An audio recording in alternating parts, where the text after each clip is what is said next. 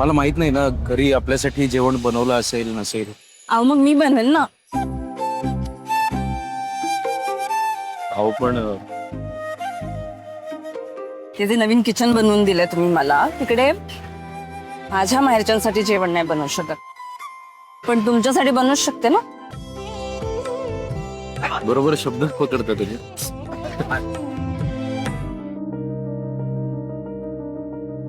अहो जाऊ द्या ना, काही झालं असेल आपण कशाला मध्ये पडायचं.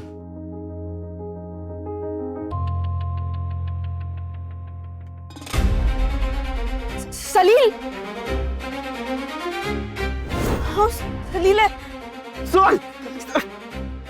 सलील सोडा म्हणलं. हा कारण नसताना आमच्या अंगावरती आला, शिवीगाळ करायला लागला. आता ऑर्डर आम्ही पहिली दिली तर आम्हीच घेणार ना. याने अंगामध्ये हात उचलला. अरे एकटा ना 3-3 जण काय मी माफी मागतो त्याच्याकडनं. तुमची ऑर्डर आहे ना, तुम्ही आधी घ्या. सॉरी खंड. सोड रे. काय चाललंय तुझं? का बघतोस असं? तू घरी चालत नाही येणार. तुला घरात आणलं ना तेव्हापासून मला घरात थांबावं नाही वाटत. ती दिसते ना की मला सगळ्या जेल मधलं आठवत रे. राग येतो आणि मग मला कंट्रोल नाही करता येत, म्हणून वागतोय मी असा. कळलं? काय मुद्दाम नाही करते. तुझं काय रे? तू मोठा आहे म्हणून सहन करतो तुला, आता काय भाव नसता दिला. माझ्या लाईफचं डिसिजन मी घेणार, तू नाही. हे बघ सली, उगाच काहीतरी बावळ लेक्चर देणं बंद कर. बास झालं. मी असाच वागणार, तुला काय करायचं ते कर.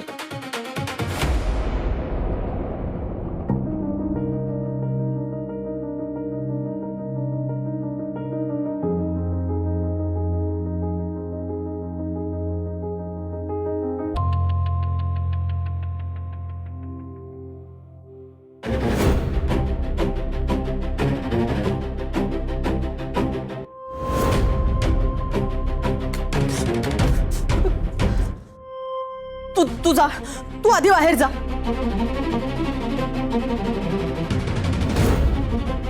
तुला 1000 वेळा सांगितलंय ना इथे आमच्या घरात यायचं नाही म्हणून, तरी निर्लज्जासारखा परत परत काय येतोस तू? मी इथे भांडायला आलो नाहीये. मग कशाला आलाय?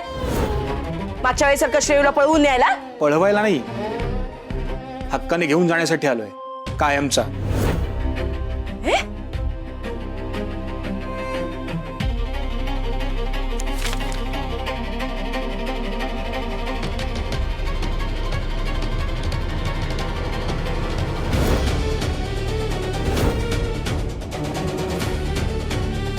खूप वाट बघितली का, आणि तुझ्याशी तडजोड करण्याचा सुद्धा खूप प्रयत्न केला,